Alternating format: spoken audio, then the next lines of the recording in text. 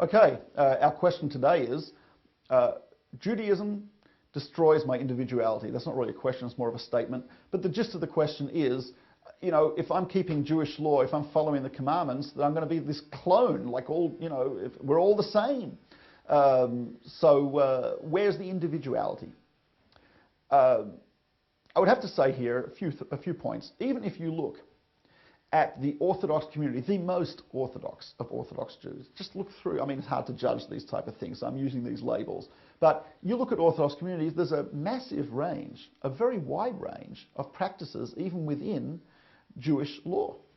You know, a few people make Kiddush. Kiddush is you take a cup of wine Friday night, Saturday morning on Shabbat, you sanctify the Sabbath over a cup of wine. So you can go to one place and the person who's making Kiddush is standing there and is focused on every word and is almost in tears when he's thinking about the awesome power of God in creating the world and how little I am compared to that, and he's focusing on all these details and his tears coming down his face and he's saying Kiddush. That's one Kiddush. Another person, a little on the Kalabachian side, right, his Kiddush will be this melodic, beautiful song. People are clapping along with him, the wine's swishing, spilling all over the place, and the Kiddush is rocking the house, as I think the expression is in America, right? And but you know what? It's the same words, it's the same wine, and he's fulfilling the same commandment. And you could have a third who's totally focused on the halachic legal details of it. He's sure that his hand is in the right position and the cup has got exactly the right amount of wine. It's 156 cc and it's filled, you know, up to the point where it's only surface tension holding the wine in, and he's pronouncing every word. You know, he studied Hebrew grammar and he's pronouncing every word precisely, and that's also a beautiful Kiddush. But you see, each of these people is very different. It's type of like music.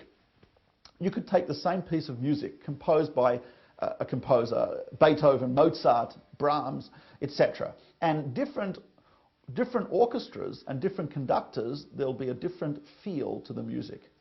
Herbert von Karajan and the Berlin Philharmonic will have a little bit of a different feel than Zubin Mehta and the Academy of St. Martin in the Fields.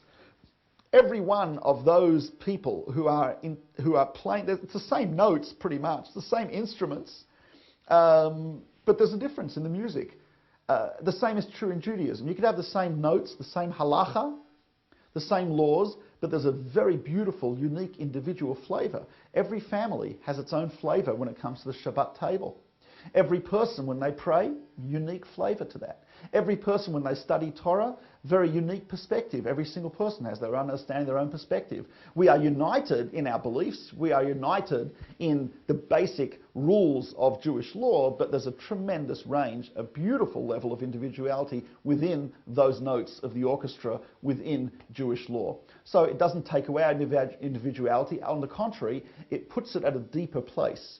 Instead of just being individual, so to speak, by the fact that I dress this way and you dress that way, the individuality comes out in a deeper place. It's in the level of emotion, it's in the level of the intellect, it's in the level of passion, it's in the level of the spiritual. So that is what Judaism does. It doesn't destroy my individuality, but it, so to speak, forces the individuality to come from a deeper place in my spirit.